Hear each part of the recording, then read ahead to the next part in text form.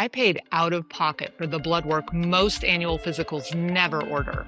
A full panel, over 100 biomarkers, not the standard "you're fine" executive summary. This was the deep dive audit. I went into the lab expecting confirmation. Nearly 4,000 days of tracked macros, workouts built around heavy lifting, DEXA scans that look like real progress, and a year of above average sleep scores on my smart ring. I thought the blood would mostly agree, but one marker broke the model. An autoimmune screen came back positive. This is not a diagnosis, and this particular result turns out to be far more common in healthy women than I knew. But it is a flag, and none of my daily tools could see it. Not the ring, not the scale, not the workout log. I realized I can optimize every daily input, but biology still owns the bottom line. Today, I'm sharing those baseline labs, the results that genuinely surprised me, the numbers that looked alarming only because I lift, and the quiet proof that the boring basics are working. This is the finale of season 2,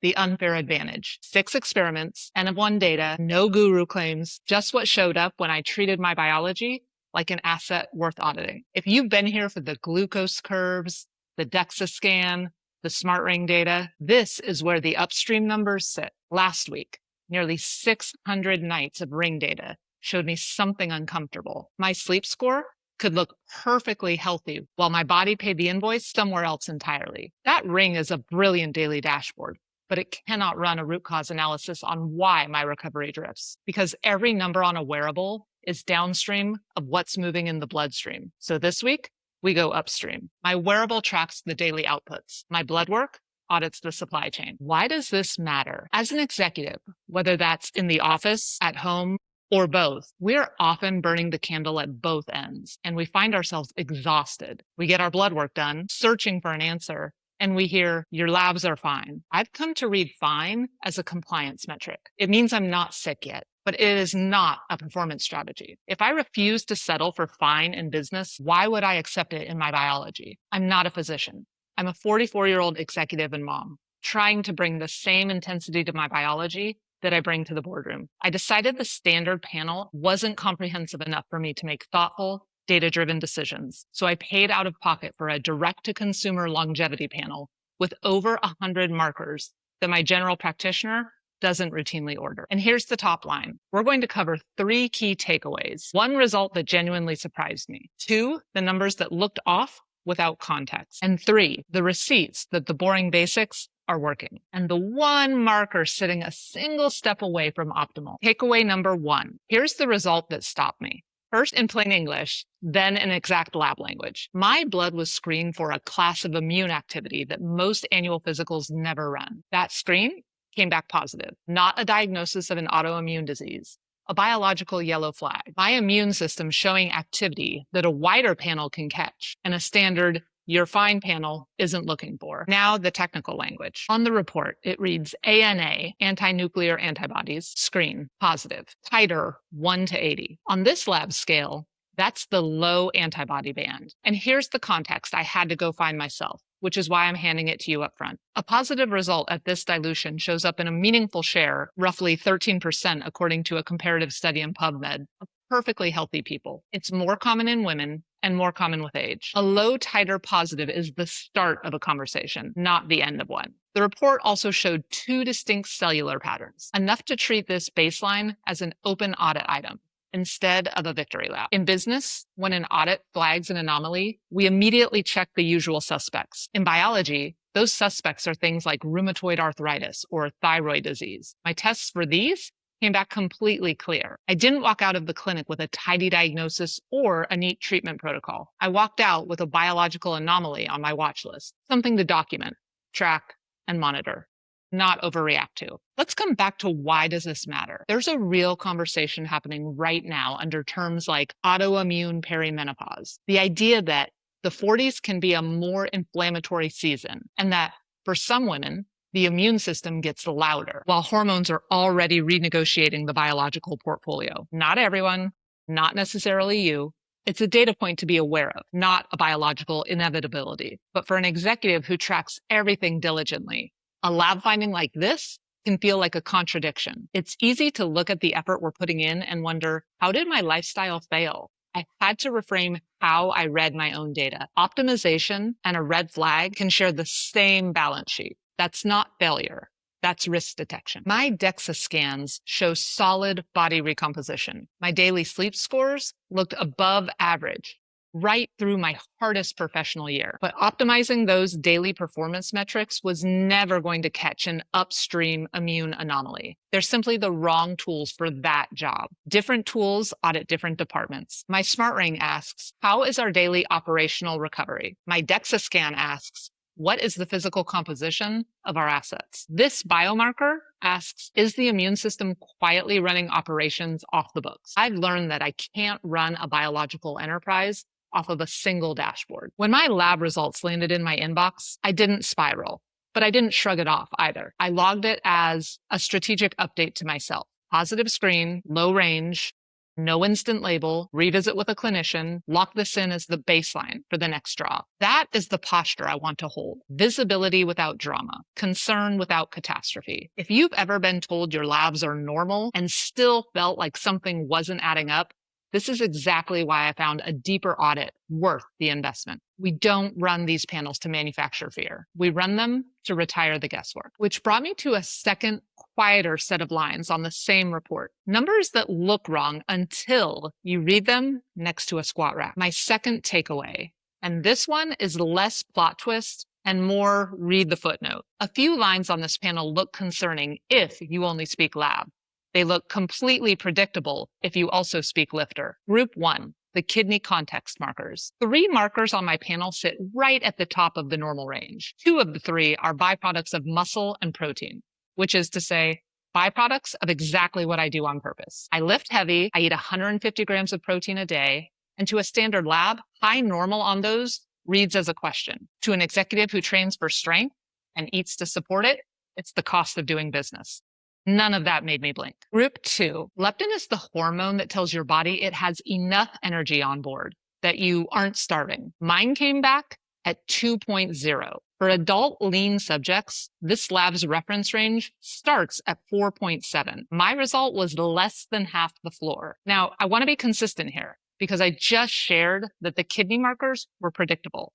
And honestly, so is this one. Leptin tracks closely with body fat, which recent DEXA scans show is in the low percentile group. A low reading is roughly what the physiology would predict. What made me sit up wasn't that it was low. It's how far under the floor it landed, and that nearly the entire public conversation around leptin is about it being too high. My daily nutrition is structured, consistent, and built to fuel my activity. And still, that number came in well below the standard lean female range. I'm not turning this into a self-diagnosis. I'm filing it under context is everything. A metric without context is a liability. And the same rules apply to the kidney panel. A rushed glance at those numbers triggers a panic about kidney function. A full brief adds the nuances regarding high protein take and normal muscle turnover. Standard lab reference ranges simply aren't built as a custom dashboard for strength training executives. So my biggest takeaway wasn't to ignore the labs. It was that I have to bring my lifestyle to the lab slip, the same way I bring context to a board presentation. So I drafted an executive summary for my next appointment: daily activity baseline, nutrition targets, and lean mass data. Completely different conversations open up when I walk into my doctor's appointment with the context clearly defined. A caveat. The athlete artifact is the idea that standard lab reference ranges, which are built using data from the general population, may indicate disease in a sedentary person, but may actually be a normal, temporary response for those who train heavy. It's a useful hypothesis, but it is not a free pass. Persistent flags still need an audit. That's exactly why retesting matters, to see which of these markers hold, which move, and which were just noise. And if you want to audit your own biology without ordering 100 biomarkers, I built a 1-page assets audit. Links in the description. 6 pillars, 1 page. Use it to find the one green light move you can make in the next 24 hours. It's free. Grab it whenever. My third takeaway is that not every line on this report was a cliffhanger. Some of it was proof of the boring basics at work. High good cholesterol, low triglycerides, a safer looking LDL particle pattern, and one nutrition status marker so close to being a green light. Here's the printout. high density lipoprotein, or HDL, 81. For women, the good enough conversation often starts around 50. 81 is not fine.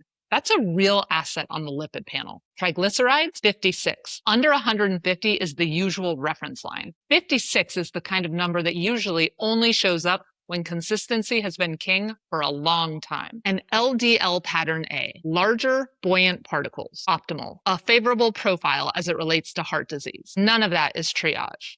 That's proof of work. Then the one that is almost a green light, omega-3 index, 5.4%.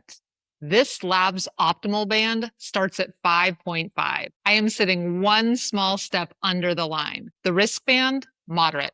Not high, but also not optimal.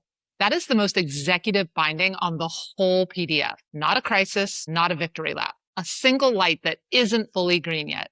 The kind of gap I can actually manage before the next draw. Executives don't just manage crises. We manage the margins. This panel is what that buys me on HDL and triglycerides, and what it still owes me on omega status. September is the next draw. That's when we get the first real before and after on the comprehensive panel. Here's the bottom line. The ring is the daily dashboard. The DEXA is the balance sheet. The blood work is the independent audit. This season was me refusing to fly blind. A positive immune flag doesn't mean my protocol failed. Kidney markers at the ceiling doesn't mean my kidneys are collapsing. An HDL of 81 doesn't mean I get to coast. It simply means the business of my health finally has a complete reporting structure. And if you're in the perimenopause window, navigating a high output career and a high output home, the unfair advantage is not grinding harder. It's building the data dashboard before a crisis forces an emergency meeting. 2 questions you might be asking about now. 1, if my annual physical is fine, why do an independent lab audit? Because standard labs test for pathology. This checks whether the building is actively on fire. I want to know if the wiring is frayed before I smell smoke. At 44, coming off the hardest professional year of my career,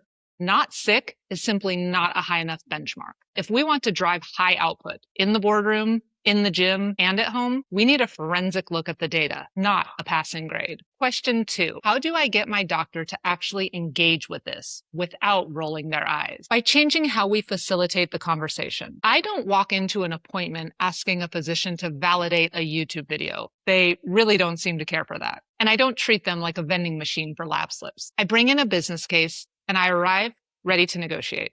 When I sit down with my physician, I share the operational context, and I treat them like a highly specialized consultant on my advisory board. If I want strategic advice, I've learned I have to hand them a brief. They bring the medical expertise, I bring the daily data. That's how I turn a routine 15-minute appointment into an actual strategy session. And if this reframed how you look at a normal panel, I hope you'll subscribe, because season 3 is on deck. And it's a different kind of season. Season 1 built the assets framework, the balance sheet for the executive. Season 2 put my real numbers under the microscope, biomarkers, body composition, stress, and sleep data. The unfair advantages we can actually measure, but having the assets is only half the equation. The operating system is how we leverage them. Season 3 is the company of one.